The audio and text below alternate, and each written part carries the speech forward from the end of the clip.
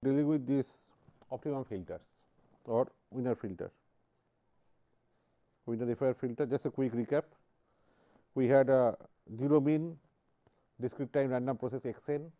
It was passed through a filter W 0 W p. Purpose is to generate an output y n, which is a very good estimate of a desired sequence d n. So, if you take the error between the two, that error which is a random process. So, I told you that there is no point in minimizing the absolute value of the error for a particular n, because next time you observe the n, the waveform will change. So, you take the variance of E n, and because of stationarity, as we saw yesterday, because of stationarity it will become independent of n. So, variance will give the power. After all, d n is 0 mean, x n is 0 mean, therefore, y n is 0 mean. So, E n is 0 mean. So, absolute expected value of E n square will be the variance of E n, and if there is a power, if that is minimized, because E n will depend on d n and y n depends on the weight. So, if you can choose the weight such that minimum this mean square value of this error is minimized, then those weights will be the optimal weights, very good weights. Then you saw that E n is, if you take the variance, that is indeed a quadratic function of the filter weights W 0 to W p, which then has either a maxima or minima, only one unique. In our case, obviously, it is minima. So, we found out the minima value, that gives the optimal filter for which the variance is minimum. So, that is, if you had designed epsilon square is equal to, you see I have already eliminated n here, because of stationarity we also verified after substituting for E n in the expression yesterday, we found that n goes from everywhere. This was a quadratic function of the weights W 0 to W p. This was a quadratic function of the weights W 0 to W p. So, we minimize this, we gave some formula for matrix differentiation also. So, we minimize this, and that led to optimal filter W opt as R inverse p. This is called the FIR Wiener filter. This is the FIR Wiener filter, and this needs the information about R matrix. R is E x n, in general x n Hermitian, but in our case we are dealing with real. Yes, I forgot to mention that we are dealing with the real valued case. So, that is why it was transpose. This is called the correlation matrix. P was E x n d n. This was the definition. Using the R and P, you can compute the optimal filter. That is the Wiener filter that will give rise to minimum value of epsilon square. All that we have seen yesterday. Actually, I tell you something now, and again I will come back to that later after the several lectures. That actually, what happens in this estimation thing. Here you are having x n, then x n minus 1 up to x n minus p, they are multiplied by the weights W 0, W 1 up to W p and now added. In general, suppose I have a situation like this, in general you have got a random set of random variables x 1, x 2, is it?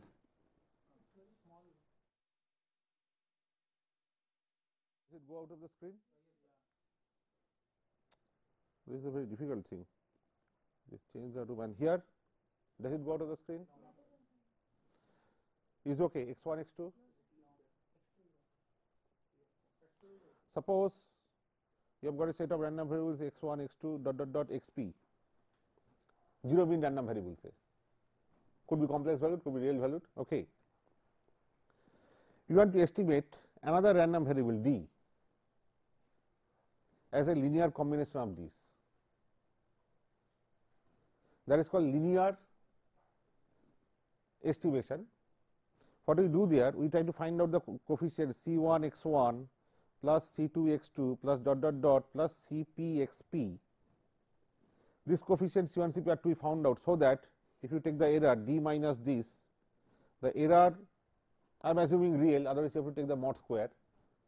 So, square the expected value of that is minimum. That will be a quadratic function of C1 to Cp, and therefore, this is minima. You find it out. Okay. What is actually happening here? You suppose see the analogy. Forget about the random variable. Suppose I give you some vectors in a 3-dimensional world or even 2-dimensional world. One vector say, they may not be orthogonal. One vector say x, another y, and there is another third vector you call d. D you want to estimate as a linear combination of y and x. What will you do? You will project it orthogonally on this plane, so that on this plane this guy is orthogonal. It is orthogonal to this axis. Okay. And this much, this projection, what is the meaning of this projection? Projection is such that the norm square of the difference, that is minimum, because it is not this simple geometry. If I do not project it orthogonally on the plane, if I take it this way, I will have so much of difference, so much of this projection, isn't it? This will be the difference then. Obviously, norm square of that will be longer than this, larger than this, isn't it? Any estimate of d, what is the best estimate of d? Staying in the plane spanned by x and y, what is the best estimate of p? You project it orthogonally, take this component, that is the best estimate, because then only the error has minimum norm square, isn't it? This is a simple geometry. If you take any other vector connected like this, that will have, that difference will have larger norm square value than the original one. Not only that, the projection, and you will get only one unique such thing. There is no two such, you cannot get two such vectors in this plane which will have same norm square. I mean, you will not have same difference. You cannot have another vector which if you take the difference norm square of the difference vector same as the norm square of this difference vector, that cannot happen. This projection is unique. All these things in a more abstract space we will prove later using abstract vector space. But here you can see this orthogonal projection exists, it is unique. Okay, exists and unique, and this gives the minimum norm square value for the difference. Okay, that is why we say, so this component is the projection, and that will be called the linear estimate, because that, what is this vector? It will be something of some constant times x, some constant times y, isn't it? Any vector in the plane is something times x plus something times y. You are familiar with the I vector, j vector, k vector, I am calling x and y vector, isn't it? So, projection will be a linear combination of x and y, and that linear combination for which the difference has the minimum norm square error. Okay. Similarly, in the case of random variables, you can, for the timing we can only view, later we will prove these things by, in the vector space treatment we will prove these things more rigorously. But here you can view, suppose you have got two vectors, two random variables x1 and x2, you view them as kind of vectors, say, and you have got a fellow d, another variable. You want to find the best estimate of d as a linear combination of x1 x2. So, you can assume, you can imagine a kind of plane or space spanned by x1 or x2, where every third element is a linear combination of some linear combination of x1 and x2. Okay. In that case, which one will you take as the best linear combination, so that the error is minimized in terms of norm square?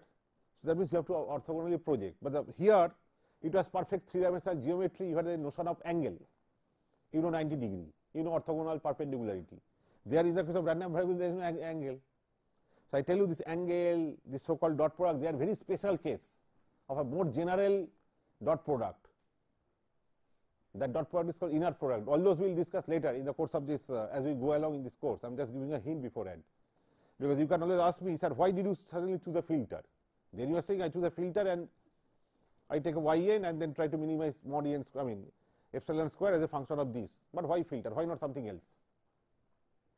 Isn't it? That question nobody, I mean, you people didn't ask. I on my own imposed a filter.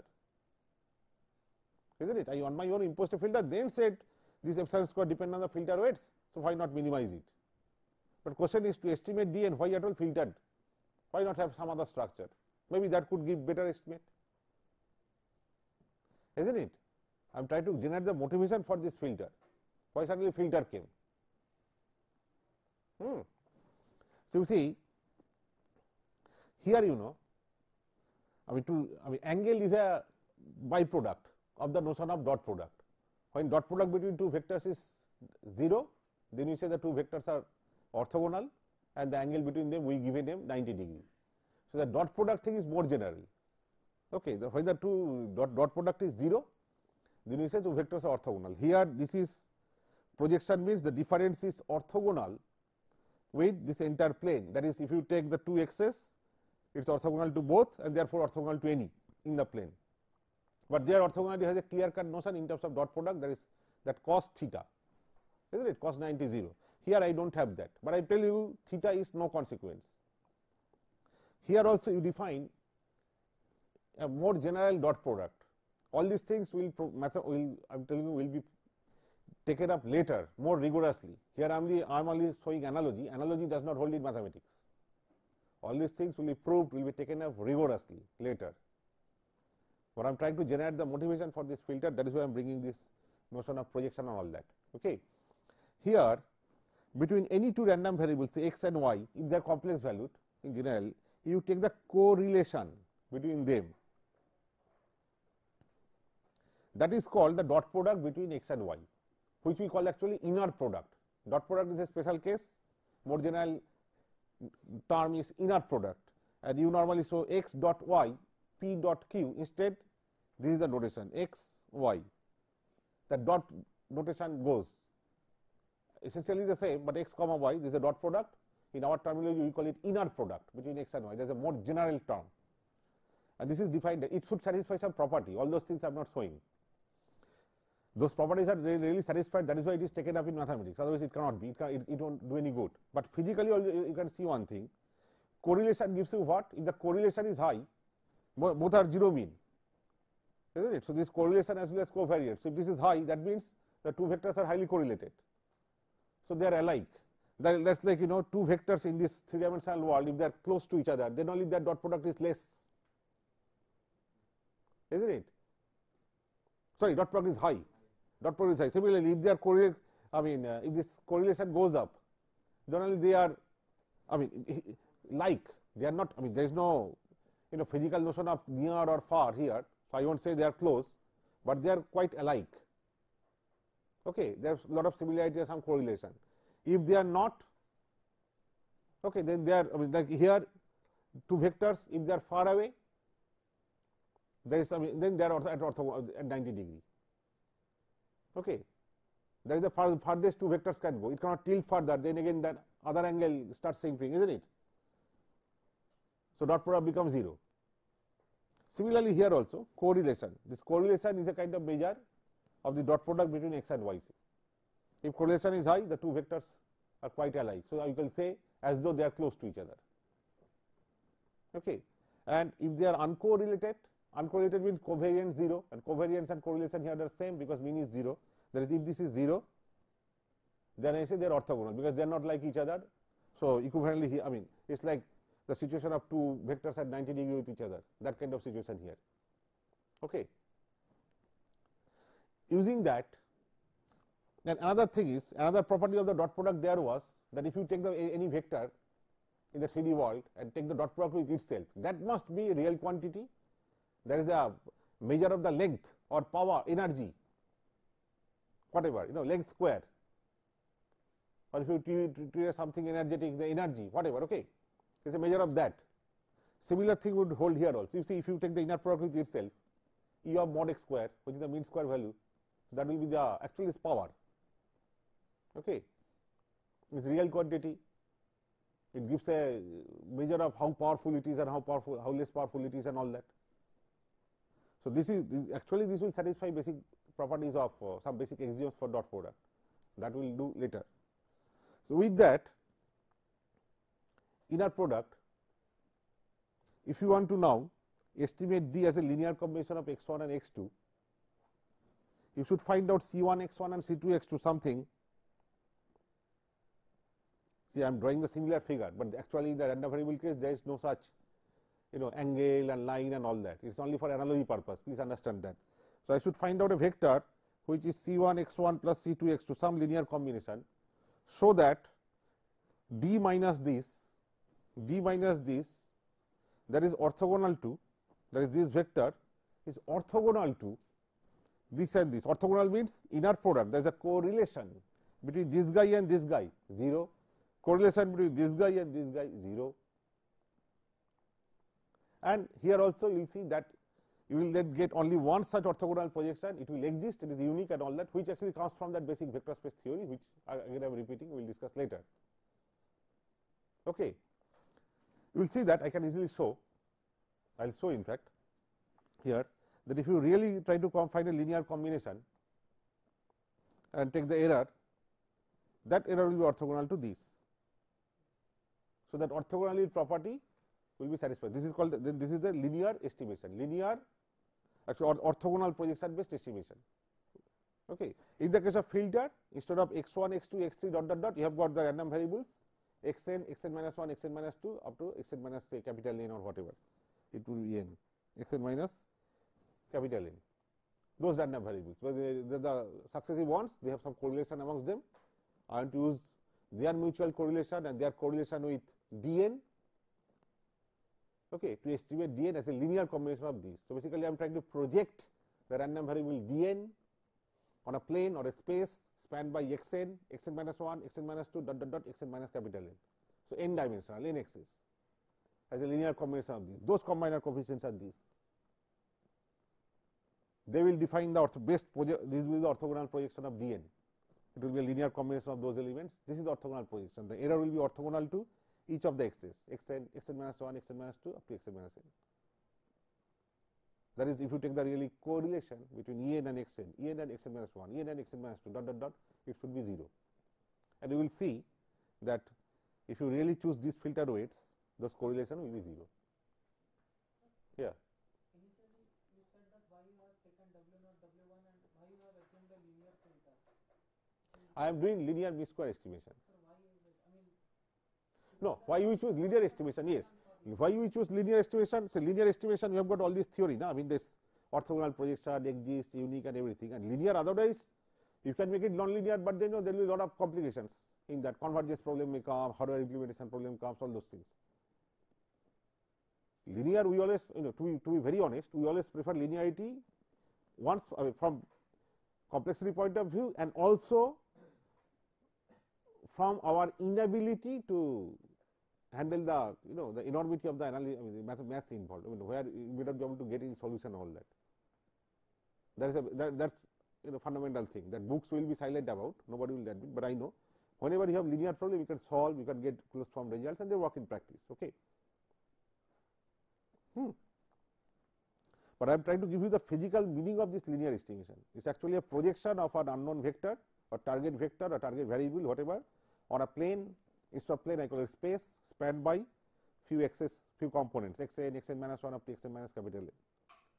So, as a linear combination of them, where the combiner coefficients are this, you get yn. Yn should be an orthogonal projection of dn on the plane spanned by those fellows.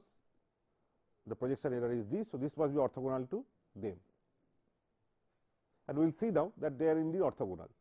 But I am telling you, I will again start from this philosophy afterwards later. I am just giving a hint so that you understand why this filter came. Basically, I am doing nothing else but the classical linear mean square estimation only, where say given a set of random variables, you try to linearly combine them, so that the combination becomes an orthogonal projection of that unknown vector on the plane or the space spanned by those given variables. So, this is nothing but that. That is what I wanted to say. We can now see what the orthogonality thing. That is what we have here, W0 to Wn, you have got xn, you have got yn, I am repeating that figure for the sake of continuity, dn, en. So, what is yn? Yn is your W transpose. I am dealing with real case here. Later I will deal with complex case, that time I may ask you to prove. Okay, this for the real case, all transpose, no Hermitian transpose. W transpose xn, and what is the W transpose here? W is R inverse P optimal filter I have already put, R inverse P transpose x n,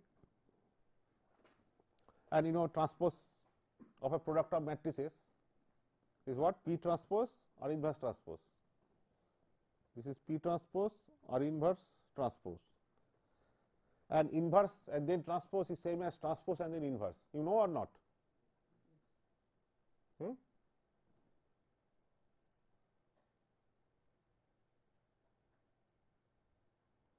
How do you say that? Suppose I give a matrix, which is a square matrix, A inverse transpose, and I say A transpose inverse.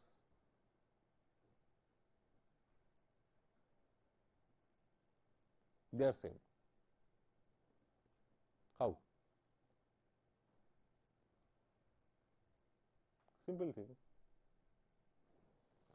Consider this. Consider this. Suppose I consider this case, A transpose inverse. Then this should be I. Okay, but A transpose this also equal to I, you can see. But A transpose has only unique inverse. If you take A transpose and this guy, now what?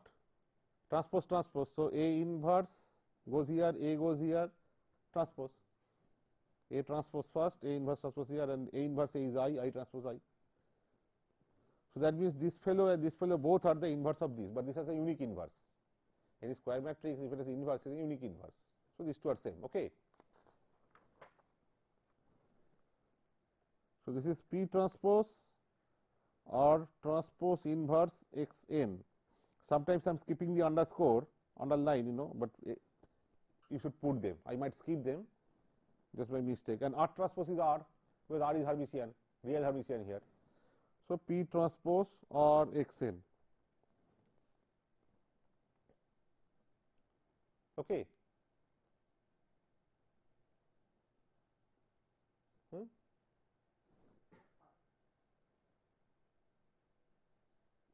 P transpose R x n, R inverse x n, sorry, R inverse x n. Okay. And so what is E n? E n is d n minus this guy.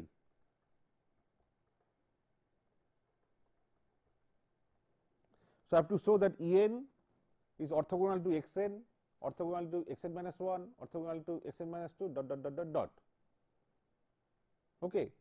So you should try to prove it, and orthogonal means correlation 0, isn't it? All are 0 mean, correlation covariance means same from now onwards throughout the course. No, and all everything will be having 0 mean. Okay. So that means you have to prove that E of expected value of these two, say x n minus k equal to 0, k could be 0, 1, dot dot dot up to capital N. This is what you have to prove. So you replace E n by this expression here and x n minus k, multiply.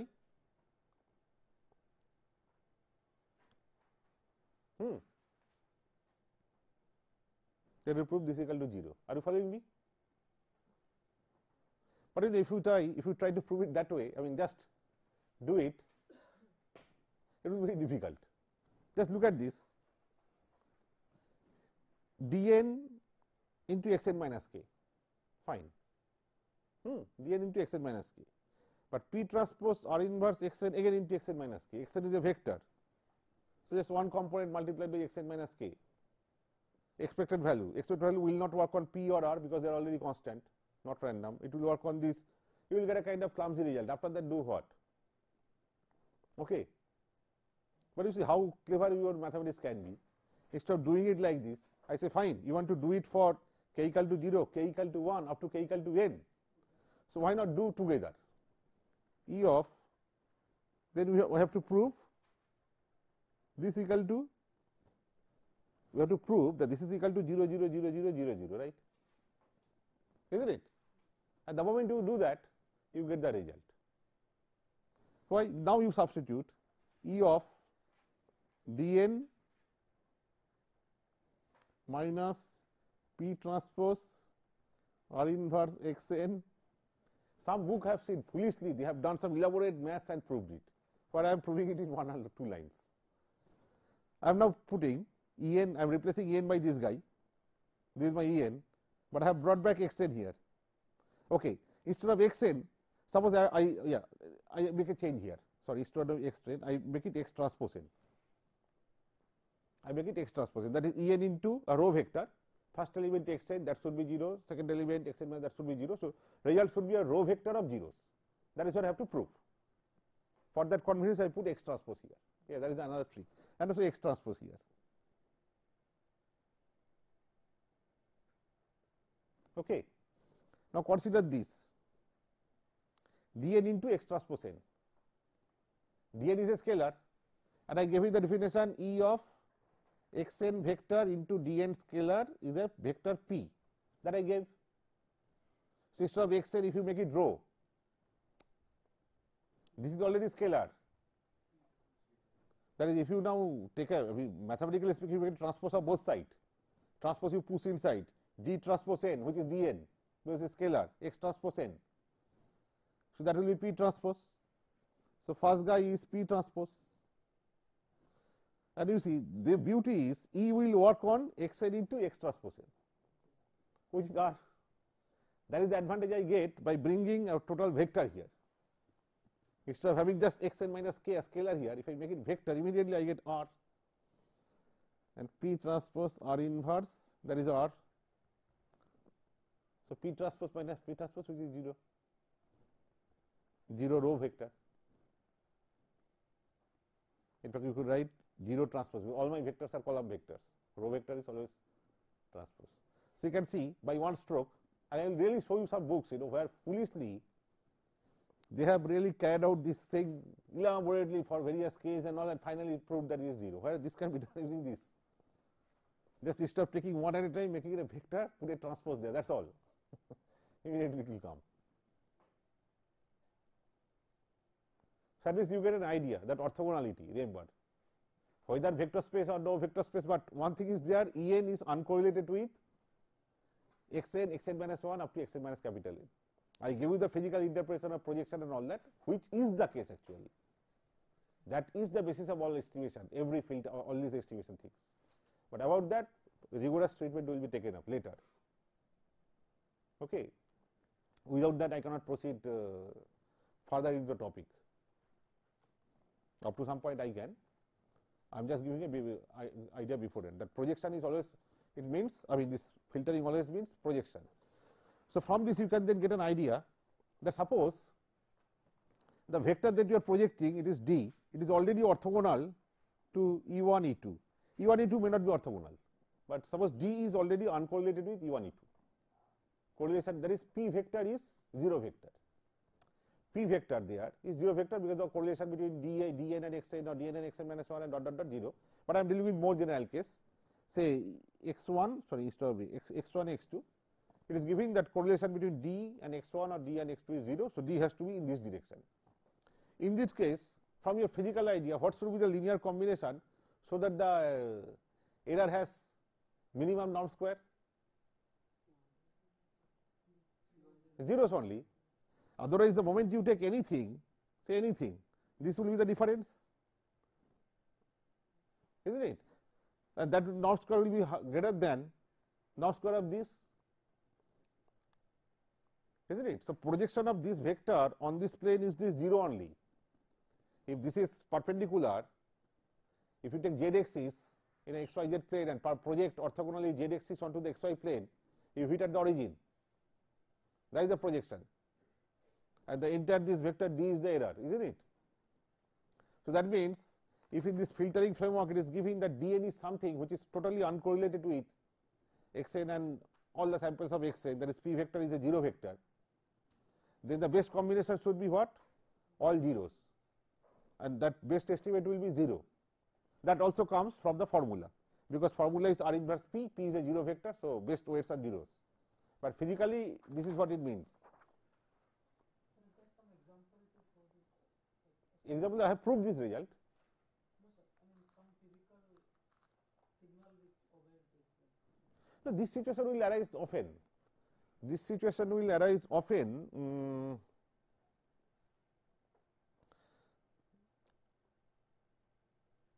Okay, we consider that echo-canceller problem. You remember the echo-canceller problem? There was a signal xn. So you are asking this there is a hybrid. Hybrid we modeled as a FIR filter, linear FIR filter. So, output of the actually the signal was to go this way, and this fellow signal there is a speaker. This should go this way, this should go this way, this should come up. But what is happening if this sequence is xn, what is coming out is not just this fellow's, this guy's speech, there is yn, but yn plus part of xn.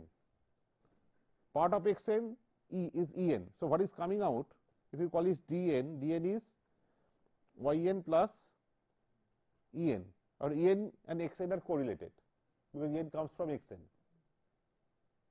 En is correlated with, but yn has no correlation with yn, xn. Two different speaker, xn is coming from you, yn is coming from me, no correlation, uncorrelated. Suppose 0 mean, we subtract the mean. So, if I put an optimal filter here to estimate this, what will be the filter? Contribution in the filter weight from yn part should be 0. The p vector is what? If I treat dn as this dn as the desired response, this expected value of dn times an xn vector. So, dn means yn plus en. So, yn times xn vector, expected value of that will be 0 because of uncorrelated thing, isn't it? Only this part will be there, okay, en into xn vector. So, what will be the filter weights here? Suppose here you have got these coefficients h0, h1 up to say hn, and here you want to find out w0 dot dot dot wn. What will be the optimal ones? Optimal one, w opt here will be same as earlier, r inverse p, isn't it? But what is r? R we know E of xn into xn transpose. What is p here? P is E of xn vector into en, and what is en? En is the output due to xn, mind you, en is output due to xn. So, basically if you have h vector as h0, h1 dot dot dot h what n, then h transpose xn, that is en, or xn transpose h. This is E of xn remains as it is, and en is h transpose xn vector, or alternatively x transpose n h vector, and h is constant, it can go outside expectation. This is r inverse r cancels, so you get back your h, isn't it? So, then optimal weights will be h. So, if you train it by some adaptive algorithm and that converges on the, or that tries to aim at the optimal weights by that adaptive mechanism, what you will hit upon is these coefficients. So, ideally the same en will be generated, that much will be subtracted. You cannot find out yn. Yn's best estimate will be 0 because yn is orthogonal to all the xn's. So, projection of yn on the plane spans by a space spanned by xn minus 1 up to xn minus capital N is 0. It is like projecting z axis on xy plane. Okay.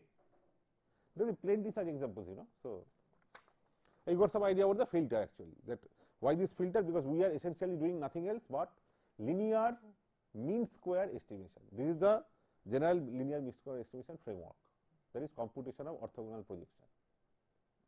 We will take this up later more rigorously but without diluting anything. So far the discussion was based only on analogy. I took the analogy of 3-dimensional vectors, angle, dot product, orthogonality, and said that similar thing exists there also. That analogy I used, but analogy will disappear. I will do these things rigorously without bringing any analogy or any with on the physical planes and all that. Okay, later. That is the actual vector space development of filtering and estimation. Okay, in fact, this all linear estimation is computation of orthogonal projection, and the actual framework for doing that will be vector space framework. Why? You have got an idea about how the vector space things comes, but we need a more general notion of vector space there. Analogy will not work. By analogy, I am just trying to make you feel comfortable with that, isn't it? Anyway, so we know your W is R inverse P. Suppose R is given to you, P is given to you. Okay, but I say, look, I don't know how to compute inverse of a matrix. I have no idea. I have no compute. I mean, I don't know how to compute. How to go about it then? Suppose. Then I can propose that, okay, instead of a closed form solution like this, maybe I can propose an iterative procedure, which at the end of iteration, maybe will converge on this. What could be that iterative procedure? So that procedure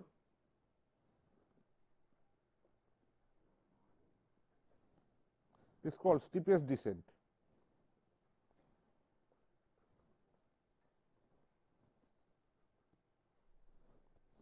Steepest descent procedure. We have seen, again I redraw the figure.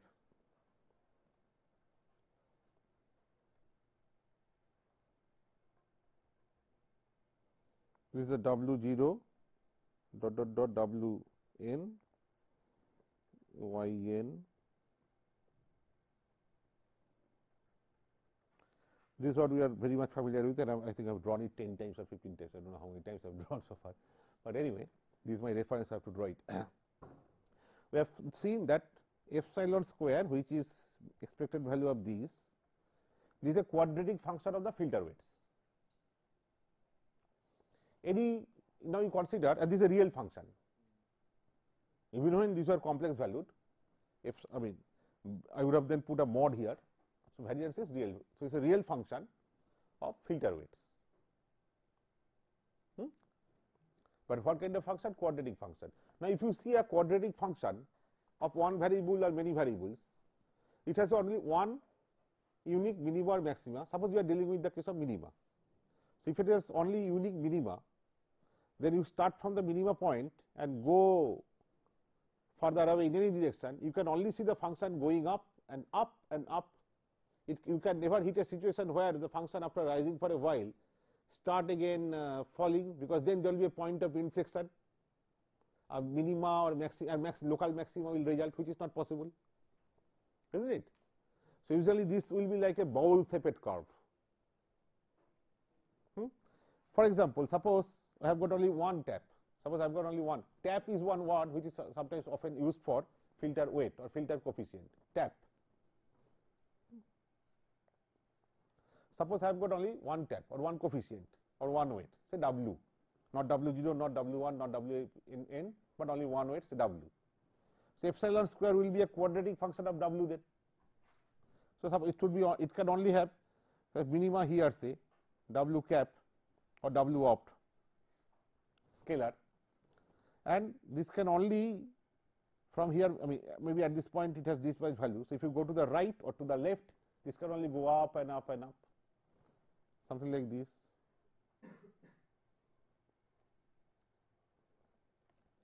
It cannot have something like this, it cannot fall, because then the local maxima will come up. You understand? It can only go on increasing. You cannot have a situation where it again starts falling, then it has to cross. There will be a point of inflection here, which means derivative will be 0, there will be a local maxima. But that is not possible with quadratic function. The moment you derive it and equate to 0, you get a first order equation, you get only one solution for minimum maxima problem, isn't it? That we all know. So that cannot happen. If that be so, then like my proposal is that suppose I am running an iterative procedure. At ith step of iteration, I have got some value of the weight. Weight will change in an iterative manner and will progressively take you to the optimal one. That is my game. So at ith step of iteration, I can be 0 or 1 or 2 or anything. Suppose you are here, Wi. Then the strategy that I should follow is this: at this point, I look at this function, find out its gradient. If the gradient is positive, some of you are familiar with this thing, in numerical analysis. Similar thing is done in Newton-Raphson and all that. If your gradient is positive, no point in going further to the right. That is because they will be further away from the minima. So you should go in the opposite direction. So if the gradient is positive, next iterate will be what? To the left. That is, from the given one, I should subtract some number. So, I should look at this. On the other hand, if I were here, gradient is negative, then I should not go to the left. To this I will add something. That means, from ith iterate, I should always subtract the quantity proportional to the gradient. Subtract a quantity proportional to the gradient, or rather sign of the gradient. But normally I take the proportional with the gradient. If the suppose it is Wi, I take the gradient. Gradient is positive, so positive number. I say subtract. So definitely I will go to this side. But if I am here, again I say from Wi I will subtract a quantity proportional to the gradient, but gradient is negative. So basically I will be adding. So I will go to the right. Is that okay? Is that all right? I am saying from the current iterate I will subtract a quantity proportional to the gradient. So if the gradient is positive, I will indeed subtract positive, so subtraction. But if the gradient is negative as here, subtracting a negative quantity means addition. So I will add this, I will go further. So that will be better. And again, I am not only taking the sign, I am taking the gradient. So I am taking the magnitude of the gradient. So quantity that is proportional to the gradient means if the gradient is steep, so the quantity which I will subtract from the iterate, that will have higher magnitude. I will jump by a huge margin. On the other hand, if the gradient is small, positive but small, then I will jump back, I will go back by a smaller margin. Okay. So then what I am aiming at is something like this. Suppose I am here. Suppose I am here.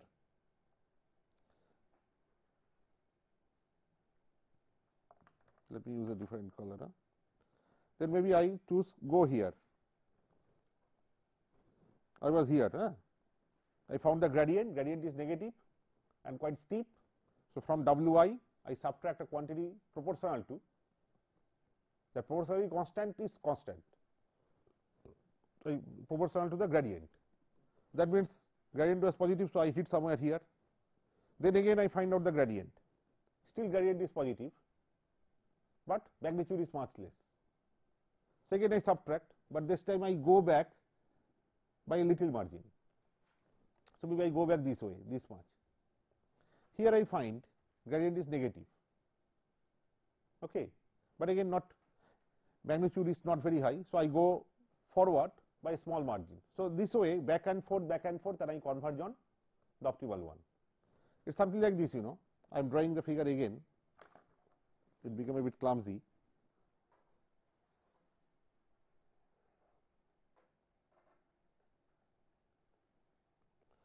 Suppose you are here, maybe you go here. At this point you found the gradient is positive, you subtracted so much that you crossed this and went to the left. This diagram will be easier to, will be more useful to explain. And then here you find the gradient to be having some magnitude and negative. So basically you will add. So you will go to this side by some amount, maybe here. Then again here you find the gradient positive. So you subtract, so you will go somewhere here. Then here, like that. Okay. So finally you should converge on this. That means from the current weight Wi, I will go to the next weight. I is the ith step of iteration. So the next iterate will be what? Current one minus a quantity proportional to the gradient. This is epsilon square. Of quantity that proportional, there will be a proportionally constant. That constant is mu, but I take it mu by 2 because I want this 2 to cancel some 2 that will come up. So mu by 2 is a proportionally constant. That times this gradient, where gradient you evaluate at that point W equal to Wi. This is my algorithm. This is called steepest descent algorithm. You are following this? This is the gradient evaluated at that point W equal to Wi. I am subtracting a quantity proportional to the gradient. So this is the proportionality constant. Mu is called the step size. Mu is the most important parameter, will be with you throughout this course. Step size. Why it is so important, if you don't choose carefully, what can happen? Please see this. What can happen is, if you don't choose carefully, you can hit here, and then from here you can hit here, hit here, hit here, like this, never going down. What is worse, if you still take mu higher, you go like this, go up, go up, go up, go up. So, actually, obviously, you can see there should be some upper limit of mu. You have to work within that limit. Then only it will fall and it will hit the. Okay, those limits and all we will work out later. So, this is for one variable case, that is as though the filter had only one tap W, but now I generalize it. Vector Wi plus 1 is, remember, now I have got all the n capital filter weights. Mu is a constant. That is why it is a proportionality constant. Constant in every step of iteration. And when you have multiple weights, constant for all the weights, same for all the weights. Then there are other versions where, you know, for each separate weight you will give mu, separate mu's. Those are more complicated cases. So, Wi minus mu by 2. So, here I have a question. So, why you are taking mu is as a general, or because you could have taken directly the tangent, and where the tangent is touching the W line directly. What tangent? So, for example, at the Wi point, here, say that point, I take the tangent. yeah, and there, whatever the point you are. Then I have to do so much of comparison. I have to find a solution and all that. Where is this point? Why? Otherwise, I mean, how do you choose this mu? How do I choose mu? No, that there is a theory. I will prove convergence. There it's very easy. Okay. It will come in terms of some correlation figure of the input. Okay, that will take you somewhere else. You are finding a linear equation. You have to find the equation of the line where it cuts, and you have to do it now in n dimension, which will be too complicated. This will not be a line; it will be a plane and all that. I don't know what you are aiming at. So, mu by 2 into not single gradient. So, del. You remember del is a vector of all partial derivatives. That will do the job, and this we evaluated yesterday. Del W epsilon square at W equal to Wi. You all know what we came out with yesterday. That figure, if you put, what was that figure? There was a 2. You see, there was a term W transpose P, and that gave rise to P on differentiation by W, and there was a term W transpose odd W, that gave rise to 2 odd W, something like that, isn't it? So, you had twice, am I correct, twice odd W minus twice P at W equal to Wi, am I correct? Please check. This is what we found out, na?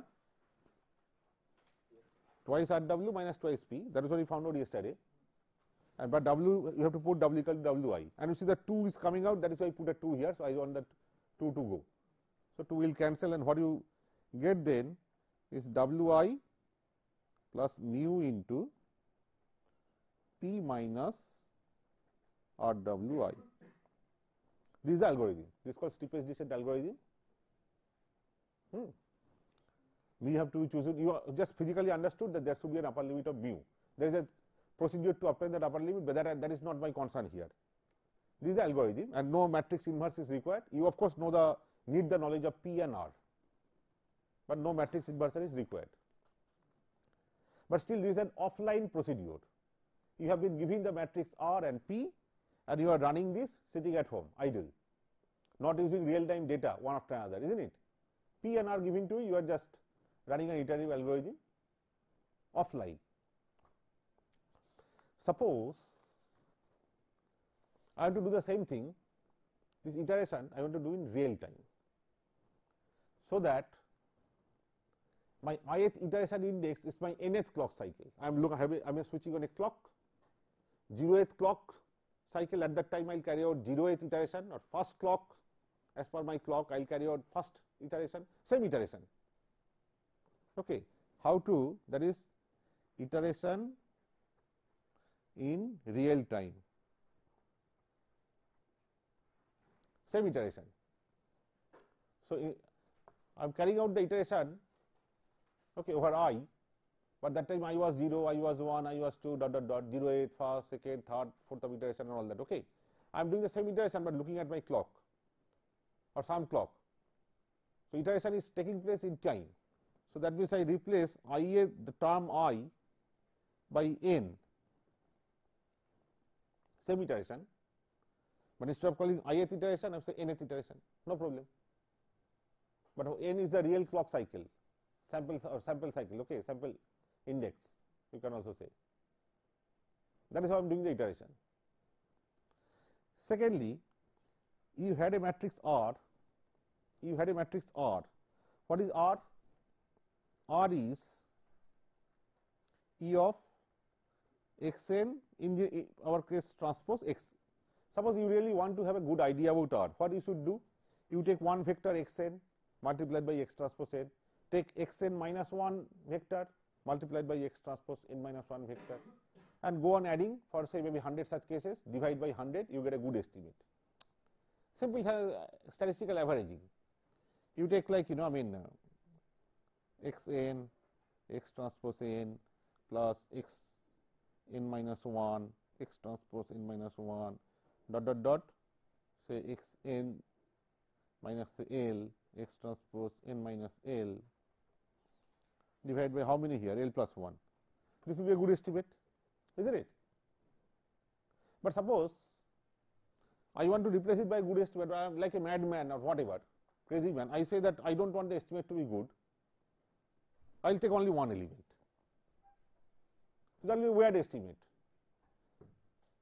Okay, if I suppose I am measuring a quantity, random variable, I should take several cases and then add up and take the average. But if you take only one, then it will be a weird estimate, because the variance of that will go up, because every time the sample is changing, observation is changing, you get this estimate or this value or that value. So, but suppose I say that fine, still however crude it is, I will live with it. So that means I will replace it by simply x n, x transpose n. Similarly, P is x n dn. So again, you should have x n dn plus x n minus 1 vector into dn minus 1 plus dot dot dot up to say L times, add an average. But suppose again like a madman, I replace it just by 1. I am saying that okay, however crude the estimate is, suppose we work with this estimate. Finally, in the end, if I can show that things will work with this, then I am through. Things indeed work with this, because in the filter, in the iterative procedure, xn past, in the past case it will be xn minus 1 past, so internal averaging will take place in an iterative procedure, that we will see. So if I replace this in the steepest descent algorithm, what will that be? Steepest descent was, just one more minute, I will finish and I will start from here in the next class. It was this, isn't it? P minus R Wi. So now this will become W n plus 1, I replaced by n. I am doing real time, I am doing this iteration in real time, plus mu, this is x n dn, and this is x n, x transpose n, W n, okay. R is x transpose, W I means W n, this is x n dn. Now take this x n vector out, common. Just one more minute. This x n vector common. So what do you get? Dn here, please say this, I am going fast. Dn minus this x n has come out, so only x transpose W. But x transpose W is what? Same as W transpose x. That is the filter output. At nth index, you have got a filter vector.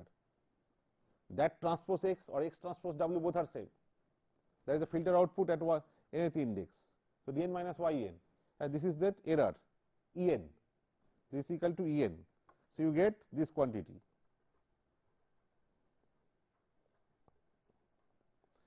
This is the most famous adaptive filter algorithm. This becomes now adaptive, because I am working real, using real time data, xn and dn and all that, only I am doing the iterative procedure. So iteration in real time using the data. No R matrix, no P vector. Provided it converges, gives you satisfactory result. There is a separate matter which we will see. This is called least mean square LA-based algorithm. I will talk more about this. I will just give a basic derivation. So I will start from here in the next class. Thank you very much.